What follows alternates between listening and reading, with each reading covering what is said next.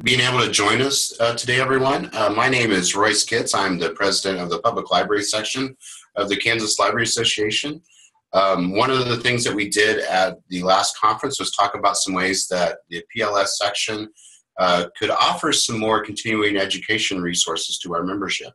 One of the ideas that was floated was being able to do webinars from Kansas librarians for Kansas librarians, speaking towards issues that I think affect all of us, and being able to provide not only at the moment type instruction, but also being a source of some archival information for people to look back on. Today, it's really my distinct pleasure to introduce my friend Mickey Coalwell from LSS. And Mickey has been a friend of mine. Well, let's just say how long I've known him. Actually, that's easier. Since about 2005, when I was a young librarian. Man, that is 12 years. When I was a young librarian, he was someone that I have a bad habit of saying, "Do you know what I mean?" And Mickey is the person who always says, "No, I don't. Please explain it to me." And that's really where I started learning what it is to be a librarian. It's interesting when you have a mentor, how you grow as well as they do. And now when I talk to Mickey, it's more about bragging about what I'm doing and less asking questions. One of the things that I did want to mention, I think that this resource that Mickey is about to share with us is really important. I also want you to think about the fact that KLA has developed a mentorship program. And when you're done viewing this webinar, I'd encourage you to reach out to myself or the president of KLA. And I know another person on that list would be Kate Wise, and ask them for connections to that mentorship program that would pair you with another librarian here in Kansas.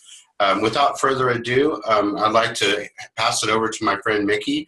If you have to step out for some reason, please know that we are archiving this section and it will be available after this is over. So thank you.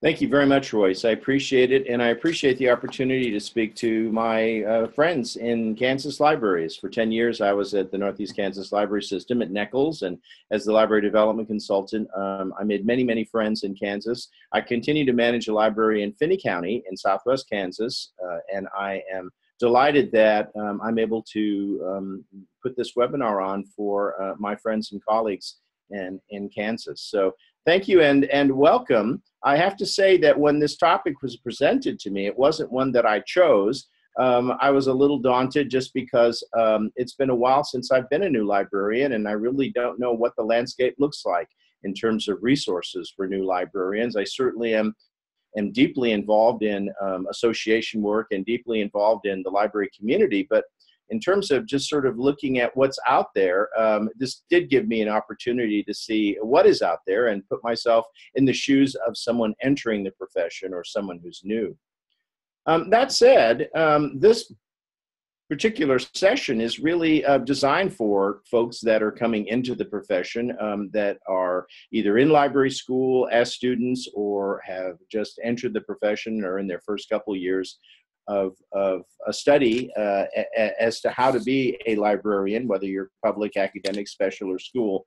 The idea is that I think that we as librarians are always looking for the best kinds of quality resources that help us do our jobs better and that help us serve the public better. So we're going to work through some slides, and I'm going to try and leave about 15 minutes or so at the end for any questions.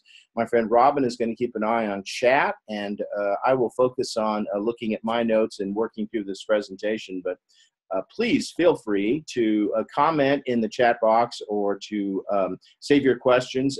I will do everything I can to have a dialogue with you, a conversation with you at the end of this presentation. I'm also going to stop my video at this point so that I can focus on my notes and on the presentation itself. So when my video goes off, you should just see the PowerPoint slides.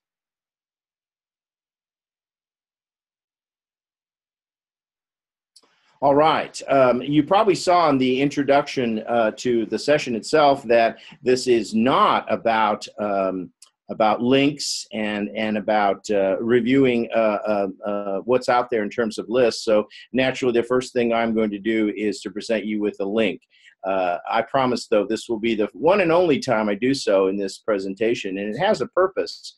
I think I mentioned to you that I've been a librarian for a while now, and when I went into library school education, or I went into library school, my education was good. I had a really good library school program, University of Missouri, that taught me a lot of good things. But honestly, what I learned about being a librarian, I learned from other people. I had some fabulous mentors, great colleagues, great bosses, good friends. And I was encouraged to bring myself into my work and make librarianship something that reflected my values. And I want to talk more about that in a second. Let's look at this slide for just a second here and look at this website, this guide for new librarians. This is a link to this page here, which is Wikiversity's Guide for New Librarians. Nikki, just a note, we're just seeing your PowerPoint. We're not seeing the Wikiversity. You'll need to go and share that, your browser. A new share. Let's do that. Thank you. Can everyone see that now?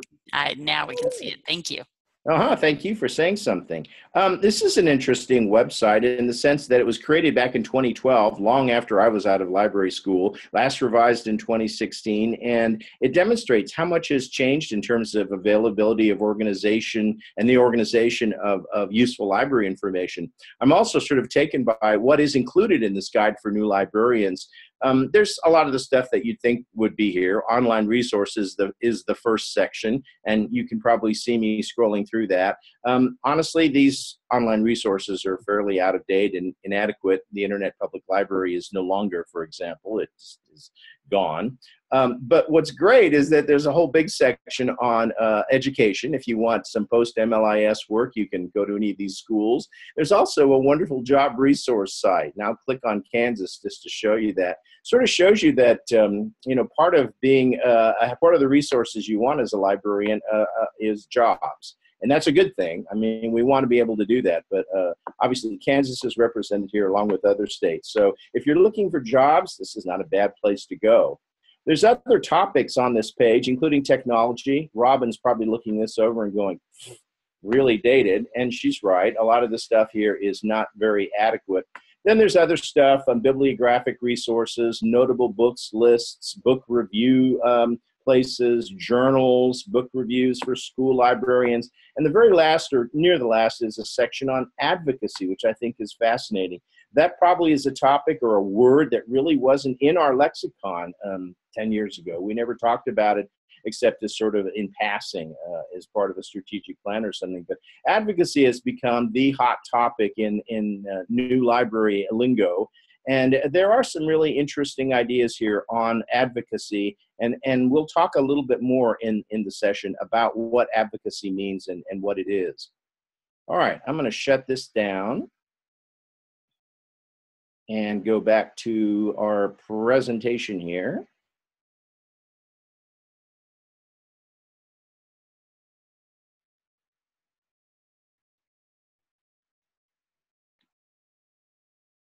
Okie dokie.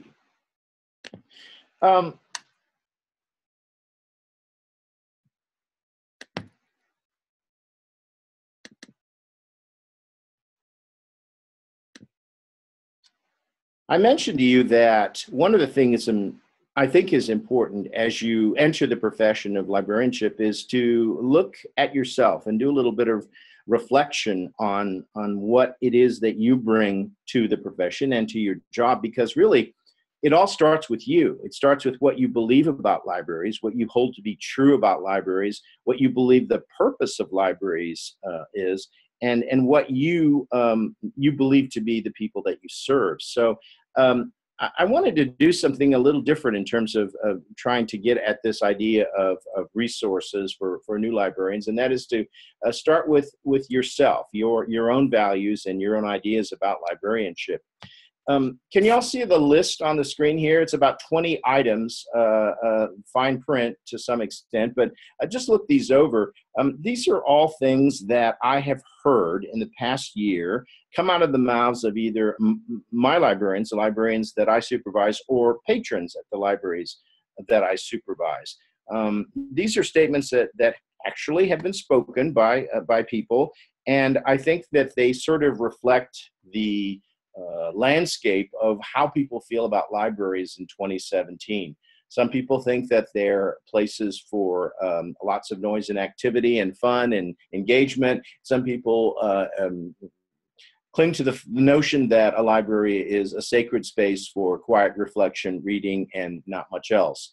So I think that when you come to librarianship as a new librarian, it's important that you take stock of your own resources and to say, okay, what do I believe about libraries? Do I believe that libraries are primarily for children? Do I believe that libraries are for poor people? Do I believe that libraries are a place where I can take my shoes off and put my feet up and have a cup of coffee? What is it that you believe about libraries? All these things may seem frivolous, but they're important because what you believe about libraries is going to affect what your library looks like and how you're going to pursue librarianship. Let's be honest. The very, very, very, very best way to find good resources is through people. And where are the people in library land? Well, they're usually affiliated and grouped together in associations in places where, hopefully some of the best and brightest ideas are available to you. And so as you build out your own values as a library professional and decide what you believe and who you serve and what your purpose is, I think what you'll want to do is decide who you want to connect up with in terms of library organizations and library people. Now, just a quick aside, I think that the web is, in 2017, is just overflowing with resources. There's more on the internet than you can possibly use and absorb as a new librarian or even as a veteran librarian. But really, the best way to decide which resources are going to benefit you and your work is to connect with the organizations that I'm talking about here. Most of you already know that our parent organization, the big kahuna, the big shark in the room, is the American Library Association. It's a large national association, the only like-sized organization that includes 11 different divisions, including academic librarians and others. And it is basically the one organization that most of us need to join if we want to be serious about staying in the profession.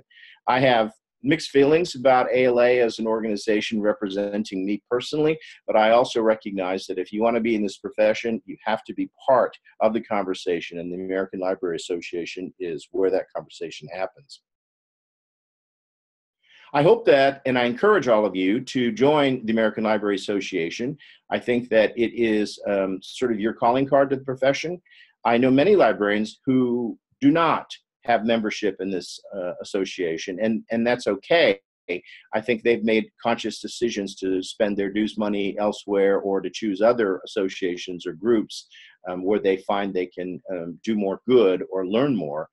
But ultimately, as a new librarian, you simply have to be exposed to the American Library Association, and you have to know something about this organization of people, because this is where, this is the mothership. This is where most of the information that we depend on comes from. Now, you'll see there are several other organizations logos listed on this page, including our very own Kansas Library Association, which I'm very proud of. It's an organization with a great tradition and has done so much for the libraries in the state of Kansas. We also have the State Library of Kansas, another terrific organization that has contributed immensely to the success of Kansas libraries. Also listed is the logo for the Special Libraries Association, which is not a division of the ALA. It's its own separate entity. I can tell you that when I joined SLA as a young librarian, and I did not retain my membership for more than a couple years, but I met some really amazing people and continue to socialize with many people in the Special Libraries Association. That includes a number of scientists, lawyers, people in other professions, non-public librarians, in other words. And then finally, MPLA, the Mountain Plains Library Association. That is one of the few surviving regional associations out there. There are a handful of them: the Northeast Library Association, PNLA, which is the Pacific Northwest, includes some Canadian provinces, the Southeast Librarians Association, and then the Guam. Those are the regionals that are out there still.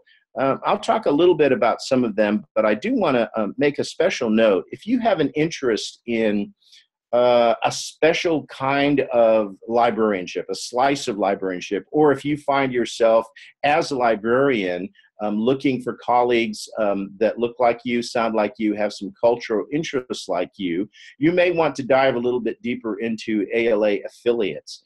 There are a number of them here, and they range everything from the Asian Pacific American Librarians Association, of which I was a member for a couple of years, the Association of Jewish Libraries, the Black Caucus, Beta Phi Mu, which is an honor society for librarians, Latino Literacy, Reforma. All of these folks have special interests, and I think that as ALA affiliates, they're hungry for members. And one of the things I found as a new librarian was that they will dramatically discount their membership to you if you want to be a student member of one of these affiliate associations. They want people in, they want to get people involved. It's certainly a place where you can make a lot of splash as a new librarian, because it tends to be a fairly small group of people that are really interested in making changes and making their voices heard in this larger sea of the American Library Association. Alrighty, back to our group of resources, the people here who can help you the most. Very quickly, I wanted to make sure that you are aware of the resources of the State Library of Kansas. You can go to their website yourself and find those things. If you are a practicing librarian now, you know that the State Library provides a number of subsidized databases, access to resource sharing. We have our own Kansas Library catalog that enables us to trade materials back and forth throughout the state through a courier system. And it also provides the kind of leadership that our state needs to keep libraries in the eyes of our legislators, so that we can have the kind of funding that's needed to keep libraries vital. The other association listed here, of course, is KLA, the Kansas Library Association, which has a long and very storied history. The public library section has been and continues to be, I believe, the largest section of the Kansas Library Association. It is an association that needs your support and needs your participation. I am a firm believer that state associations really provide the kind of special resources and tailored resources that every librarian should have. So if you're not a member of KLA, join. It's not expensive. It is certainly worth your while. And this is a library-rich state. Kansas has so many wonderful, 323 plus libraries, depending on how you count them. But what we have is a wealth of library knowledge, information, and expertise that you can draw on. And the way to do that is by joining KLA and getting to know the people in KLA. How do you do that? You go to conference, you go to webinars like this one, you attend different events where you can interface with people and talk to people and get to know them. We're also lucky enough in Kansas to be a member of the Mountain Plains Library Association, which is a regional library association of 12 Mountain Plains states. It also is a terrific organization, and its signature event is the Leadership Institute. And many of us on this webinar right here, Royce, Mickey, Robin, we're all graduates of the Leadership Institute. And we have lots of warm feelings about it. I'm the current president of MPLA. I'm serving this year, and I'd like to personally invite you to a wonderful conference in October where we will be in South Lake Tahoe. Heck of a place for a library conference. So come on over in October and join MPLA, become a part of that conversation, and meet librarians from 12 other Mountain Plains states. Here's info on the MPLA Leadership Institute. It is going to be held next year at the YMCA of the Rockies in Estes Park, Colorado. Applications are open on June 1st. If you would like to be part of that, please talk to someone, whether it's me or Royce or Robin or one of your library system folks. Please follow up with this. It's a wonderful, life-changing experience, and it gives you, as a new librarian, something to hang your hat on. It's something that will change your life. I absolutely guarantee it. All right, now we move on to this resource, which I think very, very highly of. And this is, and you can imagine, since I work for a regional library system, but I can tell you that having now been away from Nichols for a couple of years, I have an even deeper appreciation of the regional library systems of Kansas. There are 7 of them. They're all geographically defined. You'll see them here on your screen. And I'm just curious if you wouldn't mind if you type in which of the regional systems you are affiliated with, or in what area you live. They're all good. I've made deep friendships among all the people working in these systems in my tenure in Kansas. And I can tell you that when it comes to resources and support, there is absolutely nothing better than the regional library systems of Kansas than this group. The very best source of quality information is your regional library system. Kansas is only one of a handful of states with a surviving regional library system. A lot of other states had them, but they've been disbanded or eliminated by budget cuts over the past 15 years or so. Let's take advantage of this amazing resource we have in our regional library systems. Here are some of the things that regional library systems in Kansas bring you. First of all, money. They all provide grants and or subsidies of different types. Nichols has a grant that it gives based on certain kinds of performance standards. There are other systems that give their grants in different ways, but all of them provide some kind of substantive assistance to you as a librarian and as a library so that you can pursue your work. And I think that's one of the key functions of the system in Kansas. All of them provide grants and or subsidies.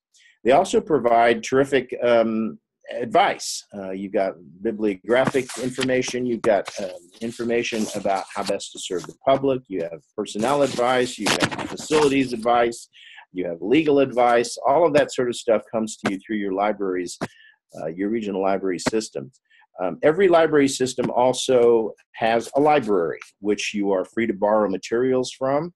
They try to keep their materials current and up to date. They often will have multimedia materials as well as books. And so I encourage you to research and to explore the resources, learning materials that are found at your regional library system.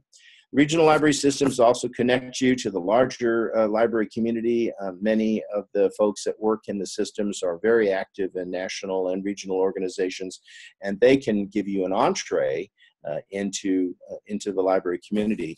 I'll forever be indebted to my friend Laura Devon, who's currently director of the Northeast Kansas Library System, but she's the one who invited me into MPLA back in 2005 and said, you want to know about this organization. It's a wonderful organization. And she was right. So the folks in the regional systems are very aware of the larger library community, make every effort to help you as a new librarian find other resources outside of the region.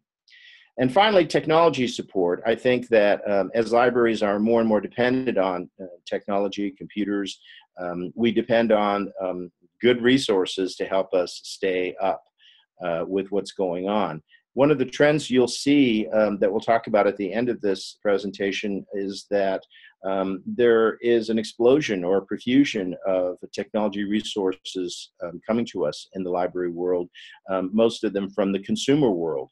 Patrons are coming in with their handheld devices. They're coming in with expectations that the library will provide the kind of support that they're used to getting from commercial vendors. We're also seeing a lot of commercial applications like beacon technology move into libraries. So the technology and the aspects of technology that are going to be important to you in your work, please reach out to your regional library systems. Let them know that you need some help or assistance in doing that sort of work in your library, and they'll help you with that. The regional library systems are really your best resource for your learning, regardless of what type of library you're in, but especially if you're a public library. You might want to think about, when's the last time you contacted a member of your regional library system, and they will give you lots of assistance, regardless of what your questions are. All right, let's start to wrap up a little bit so we can get to some questions and discussion. As you pursue librarianship as a profession, as you enter your career, as you discover new resources that help you be a better librarian, I think you'll find that whatever decisions you make in that regard are going to affect what your library looks like. And by your, I mean whether you're a staff member or the director of a library, you're going to bring something of yourself to the library. And you'll need to have clear in your mind what sort of things you're going to do at that library. And you're going to have to decide what you believe in when it comes to being a librarian. Your beliefs are going to play a very important part in how you're going to sustain the library services in your community and how you're going to serve the patrons in your community. Looking to the future then, here are a few trends that I've seen in libraries and reviewing resources for libraries that you may want to explore yourself.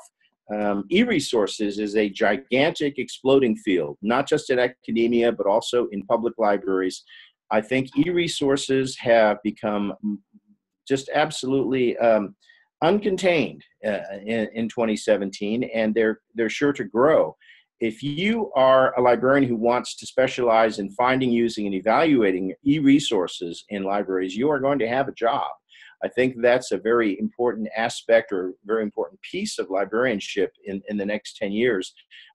More and more people are looking for experts in e-resource management. And if you have that skill or develop that skill, you're going to be a valuable commodity. Another thing that has resurged in libraries in recent years is reader's advisory, or helping people find the materials that they want, putting them together. Again, if you cultivate your skills, your ability, your natural propensity towards reader's advisory, I think you'll find that there are lots and lots of great resources out there to search the web, connect with people at your regional system, find the experts out there in ALA and your regional associations, and learn from them so that you can become an expert reader's advisor. The first crew of reader's advisors, I'm thinking of people like Joyce Sarix and Duncan Smith, they're all getting old and they're ready to retire, and we're looking for new people right now who can be the new readers advisors for the 21st century. So it's a wonderful field to get into if you have a propensity and a leaning towards books. Collection management is another field in which you'll find lots and lots of work to do. I think as our collections change and grow, people are looking for new ways and new skill sets so that our collections actually represent our communities more closely. So if you have skills in that area, you will be able to put them to use as a librarian, I guarantee it. Copyright and fair use, another very, very interesting field that is growing. And certainly librarians have always been champions of fair use, but we are facing a hostile legal environment, I think, in the next few years as we try to protect the rights of the public to access materials without paying for them. It's a really fraught area for study, but I think it's one that if you care about libraries, you have to care about this area. Makerspaces, another one where many libraries are moving towards different looking makerspaces. They're not just focused on the old 3D printer stuff and that thing, but they're looking more at makerspaces that include tools, that include hardware, that include, well, you name it, anything where people can do hands-on creative work. I think that makerspaces and libraries do have a future, and if you are a librarian entering the profession, you'll want to learn something about where libraries are going with makerspaces in the next 10 years.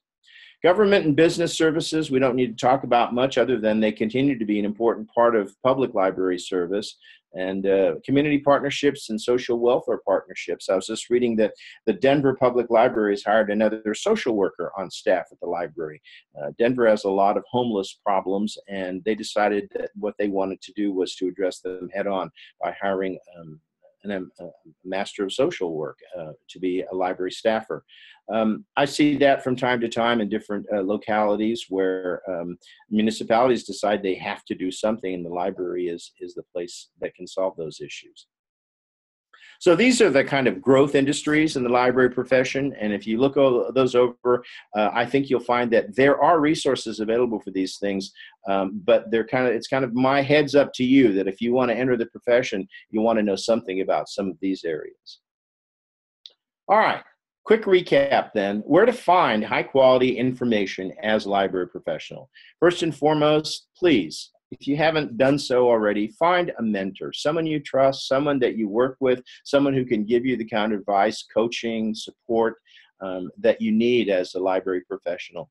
Look to your colleagues and peers, certainly look to the state library, your regional library systems, look to ALA, your regional associations, your state association. You can also look to Facebook. There are groups and blogs. We're talking about the ALA Think Tank just at the beginning of this session. You can join it. It's a great place for freewheeling discussion, but beware that librarians like to talk about all kinds of things.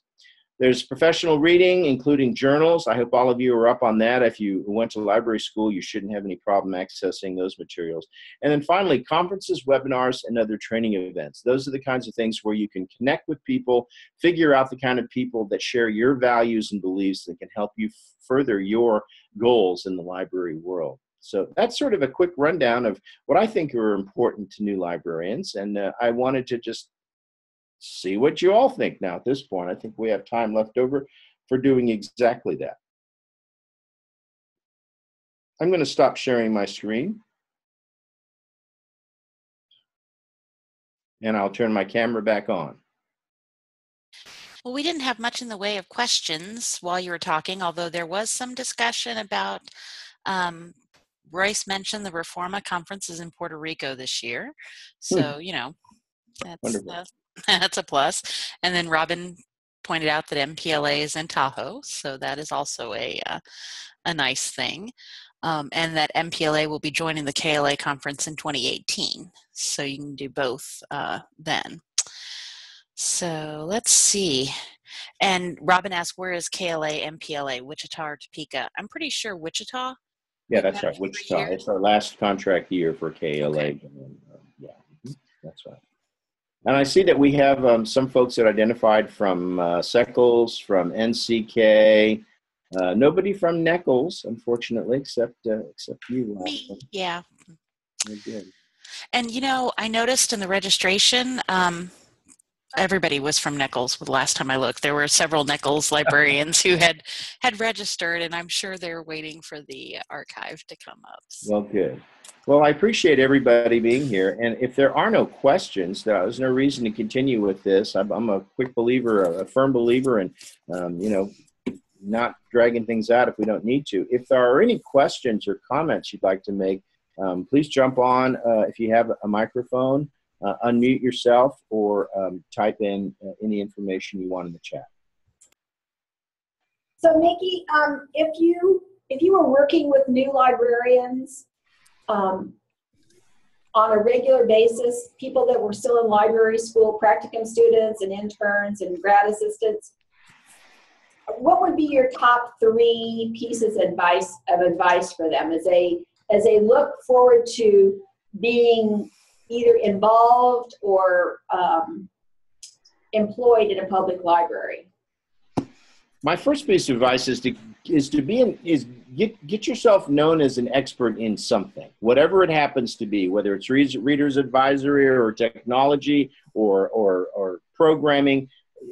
Make a splash and get yourself known in the library community as someone who knows something and is good at something. I think that's really important for young librarians, that they make a splash and that they start building a reputation for themselves early on. I mean, I remember when Robin came to Neckles, before she even had her MLS, everyone in the state, and I'm talking about Missouri, had heard of Robin because of her involvement in technology in libraries and her expertise. It was, she was known statewide as someone who had this expertise in this area. And so, when you have that sort of cachet and you're coming into the profession, it's great because then you can capitalize on it and do all sorts of great things. So become an expert in something, become really good at something, and make sure people know about it. That'd be my first piece of advice. The second one is to join associations and let that knowledge disseminate among a large group of people, because the more people that know that, the more you're employable, the more opportunity you have to move geographically to go to your favorite place you want to go, whether it's Lake Tahoe or California or New York or whatever. And then the third piece of advice is just keep those connections up with people. Really stay in touch with people. I mean, Royce and I, you heard us talking about, we've known each other for 12 years. Robin and I have known each other since I started working at Nichols. She started working at Nichols. I mean, we've got this network of people that we've all connected with and stayed in touch with. And that's what sustains us and supports us in the profession. Thank you, Mickey. Robin, my old friend. How long have we been friends, right? We've known each other for, I don't know how long. Long time. Long time. I just had Mickey in my house this past weekend. So True. you know, I was really interested in the slide that you showed about the areas of focus at the end of your presentation, and it's interesting. You know, the cycles that librarianship goes through. When I entered the profession in 2002, we were kind of entering that first 9/11 recession, and it was all about connecting libraries and business, you know. And then you know, another recession comes along in about 2009, and we shift focus from, okay, now we need to figure out how to be socially connected to our communities. So it's interesting for me how, you know, it's not only what your community needs, but it's also what the library director brings. The director before me was really big on being a part of the Chamber of Commerce. And for me, I'm really trying to be, I look at us as a social service organization here in our community. And, you know, it cannot be underestimated how much power you have as a director to make effective changes in your community, depending on how you choose to participate in your community. And I'm not going to say that being a social service is more valid, because it is, but I do think it is important that you work a niche for your library in the community, because just saying that the library is important does not help build relevance whatsoever. It really is making connections with people in your community, that when all those other things come up about budget and about cuts, people need to be able to feel comfortable standing up for you, not just because you're the library, but because you've also become a member of the community. Because of what you do, right? So, you know, when people talk about cutting budgets, they say, no, we can't do that. The library is you know, they're at the forefront of literacy in our community, or they're at the forefront of serving the people who are not English speakers, or whatever it is that happens to be important in the community at that time. If the library can demonstrate that it provides those services to the community, then it becomes valuable to everyone.